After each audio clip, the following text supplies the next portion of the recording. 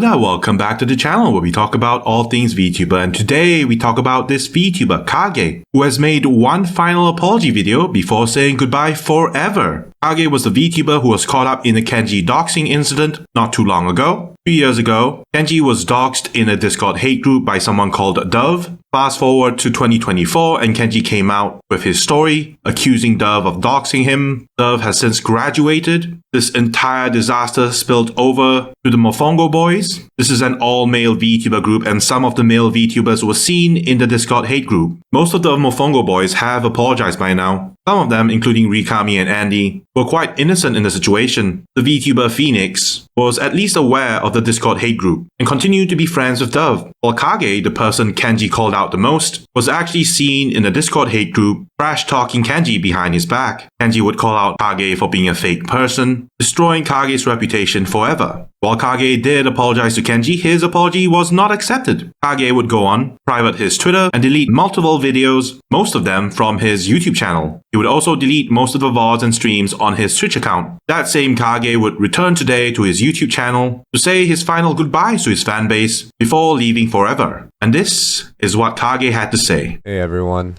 As a disclaimer, I wrote down bullet points just so I don't lose track of what I want to say, and if it sounds too formal, that's probably why. Before we start this video, I want to give a personal apology to Ollie about my inappropriate comments in one of my videos. It was never my intention to make fun of past victims. I'm also sorry for mistreating you and underpaying you. At the time, I was very strict on posting TikTok videos at a certain time and wanting it a certain way, so I felt frustrated when things didn't go how I wanted it to go. It made me decide to take out some pay as penalty and was pretty much rushing you to finish it, but I know that this wasn't discussed in our contract, so I'm sorry for hurting you, and I know you may not forgive me, which is understandable, but I want to let you know that I know what I did is 100% wrong. I deserve all the consequences for my actions, and if you can find forgiveness in you, I hope we can work together in the future, and I'll make sure there won't be any miscommunications from the start. And I hope you can tell me whenever you feel uncomfortable with things I say and want to post online. Second, I want to deeply apologize from the bottom of my heart to my community and my friends for losing their trust because of the actions I've done. Before I explain the whole hate comments in that group chat, it initially was just a group chat of people who had problems with Kenji and how we would discuss it with him. It wasn't supposed to turn out that way, just to clarify. Before I explain the whole situation of the group chat, I want to take you guys all back to the time I had problems with Kenji. This was around early 2022 with a TikTok that I posted. It was me playing this game called Death Run or Death Trap. At the time, I was experimenting with all sorts of TikTok formats for gaming. I actually first stumbled upon Ludwig's TikTok gaming format back then, and I thought it was cool, and I used it as an inspiration. Keep in mind, I was friends with Kenji at the time, and I noticed he also had a sort of similar format of having his model on the bottom and the game on top. I thought it would be cool to do the same because the viewers could easily see the gameplay and my expressions, so I used a similar format in a future video. However, because it was the same game and my reaction was pretty much the same as Kenji's, he subtweeted my TikTok saying that I copied his homework word for word, bar for bar. I noticed these similarities and I realized that I was in the wrong, and so I commented saying sorry. As time went on, I got a DM from someone saying that they saw the tweet of me and Kenji with the TikTok video. They told me about some negative things Kenji did to the others, and I later found out they didn't tell me the whole story. At the time, I was shocked, but I continued to mind my own business. As time went on, I thought everything with Kenji was cool because we briefly talked and it seemed like we resolved any hard feelings. After that whole TikTok thing, I noticed he was still tweeting and even telling his streams about people copying his content, editing style, and personality. I would even notice him tweeting over my debut tweets. I did know he had an upgrade for his model, but the timing of these tweets were just like really odd to me. And so all of this was taking a toll on my mental health because I was just doing my own thing, and apparently he still thought I was copying him. I didn't know what to do. I felt like I was constantly being pressured as a content creator, and I was scared to create new videos because I didn't want him to think I was copying him. I was trying to stay in my own lane, and I changed up my TikTok style as much as I could without it being too obvious. When looking back, I'm the type of person that likes to talk it out in private before escalating problems to the community. So when it seemed like Kenji kept publicly humiliating me, it felt like he was playing mind games with me, which he did recently by calling my Discord in front of thousands of people and pretty much humiliating me when I was at my most vulnerable state.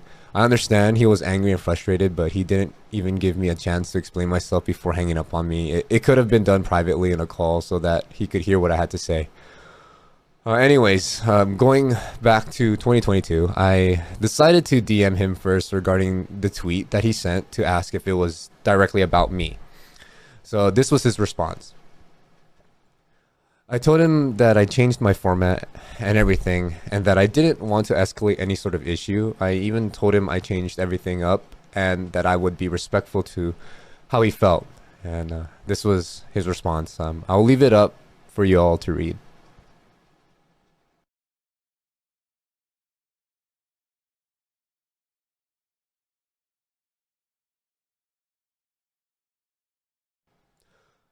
I responded back to him by saying that I was the same person that I was when VTubing popped off in 2020. Keep in mind, this was before he joined VTubing. As for the copying content, I responded back with saying, quote, "Are you implying that I can't play the games that I got on stream because you streamed it that day? What about the other people in that category that streams the same game?" End quote. I even told him that I always have a stream schedule and that I've been following it ever since I started VTubing. I've always been a variety streamer. I even told him to check my old YouTube videos that I posted. I told him my personality hasn't changed and that it was the same throughout. It made me think he believed whatever he streamed or posted was his original content, even though there are thousands of content creators that do the same thing.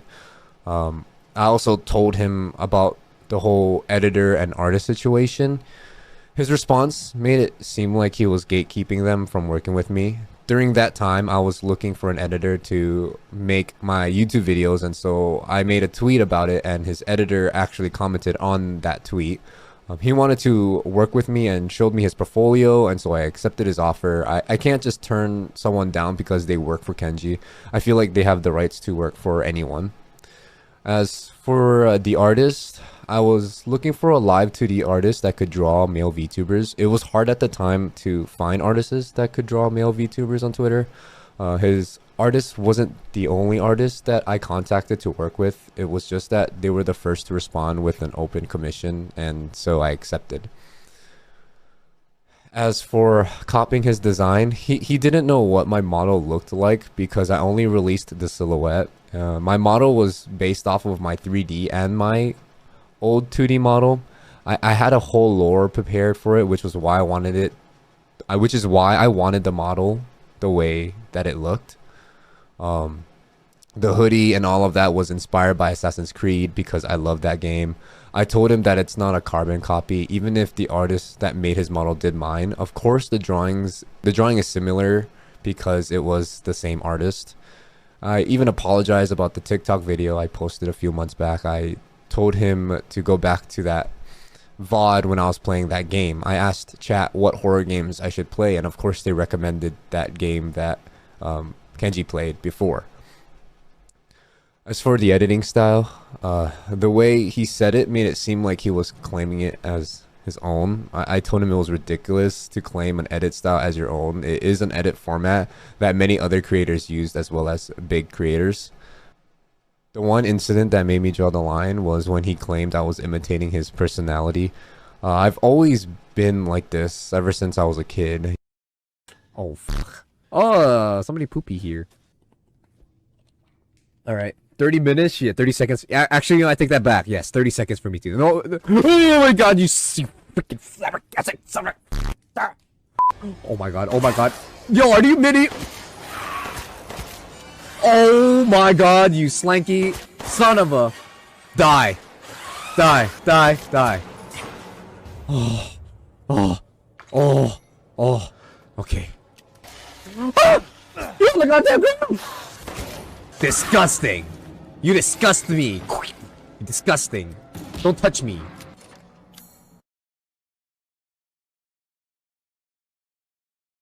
You guys know me and how bad of an actor I am. I even told him that I never wanted to be him. I then responded to his other claim about, quote, your actions are why we are here, end quote. If he thought my actions were wrong, he should have told me instead of publicly trying to hint at something or messing with my head. I've tried to work out all the miscommunication in the DMs, but he continued to make assumptions about me and think that I'm manipulative when all I wanted was to keep things peaceful between us. This is what he then responded.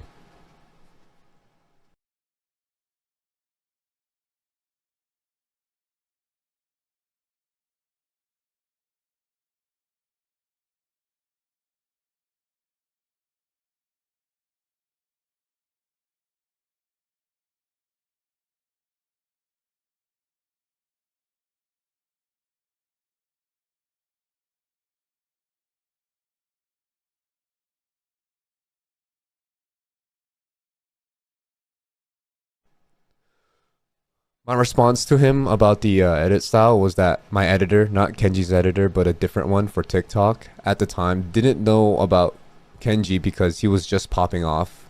He thought that the style was just a general editing format of all of VTuber TikTok. I even told him why hasn't he bashed other VTubers that had similar styles and why was he instigating me.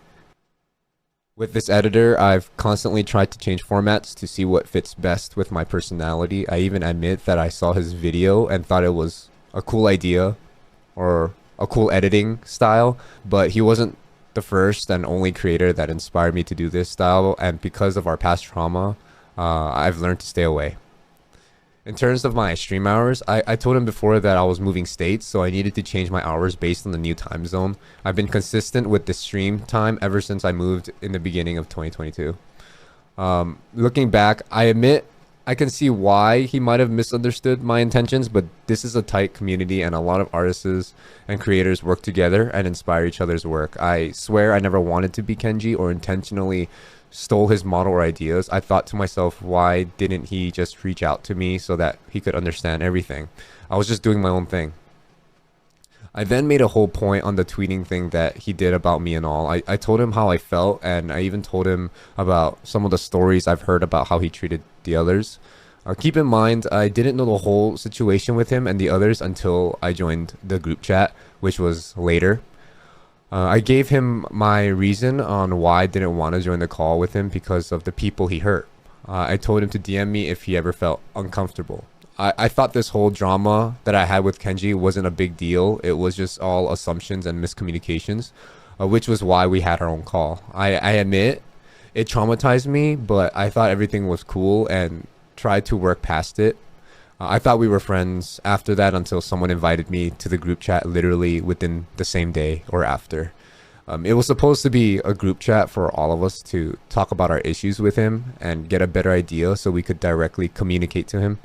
I told everyone my side of the story and sent screenshots of our talk, but afterwards it went out of hand and I didn't realize how many people were affected by him, and the stories I've been hearing about him made me furious and angry. It made me realize that being his friend was not a good idea, and instead just being mutuals was the better option because I did not want to be betrayed again if I got too close to him. Like I said before, I just wanted to be on okay terms with him and do my own thing. Again, the stories I've heard about him in the group chat made me angry, which was why I made those harsh comments. Regardless, it was wrong for me to talk behind his back. From what I remember, they were telling me about how he was mistreating the mods. I couldn't understand how he could do those things to people, and it made me furious. So I decided to DM him because, like I said before, I'm the type of person to talk it out one-on-one before escalating things. I did come at him aggressively after the story I've heard about him and the mods from the others. Looking back, I only knew one side of the story, but I let my emotions take off on him in the DMs, which was wrong for me to do. I wanted to understand both perspectives, but the way I approached him was pure anger, which again is my fault.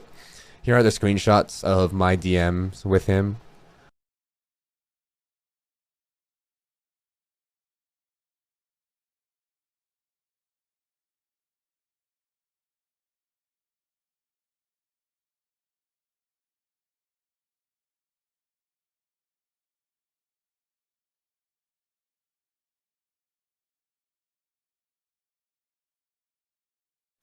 Of course, I didn't mention the other stories because, again, it's not my place to say it.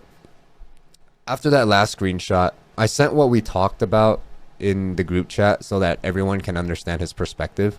So we did the call about the issue, and I personally thought we resolved it. Then after, we agreed that if anyone had an issue with him, we're welcomed to call him, which I don't know if the others did. I admit it was hard for me to believe him because I still felt a bit traumatized from our interactions before, and so I was in this pickle of who to actually believe. Of course, I chose to believe everyone in the group chat because we all had some sort of problem with Kenji, and so I tried to get the other opinions from the group chat to see how to approach it. I did tell the group chat everything he said to me in the DMs because I didn't know if he would take things the wrong way again, and I was scared. I messaged them what I wanted to say to him because I wanted their opinions on it, if it was good or not, before I sent them. Of course, the messages I was sending in the group chat were still wrong regardless, and again, I totally fucked up. After seeing the tweet about the doxing situation, I messaged Kenji first about it, and I wanted peace. Keep in mind, I did know what he looked like, but they only told me that he used to be a face cam streamer. I didn't know where they got the photos from because they didn't tell me where they got it. Even so, I told Dove in the DMs to talk it out with Kenji because all of this is horrible, and I wanted her to be on good terms with him, and I wanted to understand both perspectives. After that call and everything, I told the group chat that it's done, and then I stopped commenting in the group chat. Keep in mind, I was the only one willing to speak with Kenji from what I know. I admit, yes, in anger, we did try to plan something that would get him cancelled, but it obviously didn't go through because we thought there was no point to it anymore and that everything was made up, which was why the Google Doc was deleted or I couldn't find it.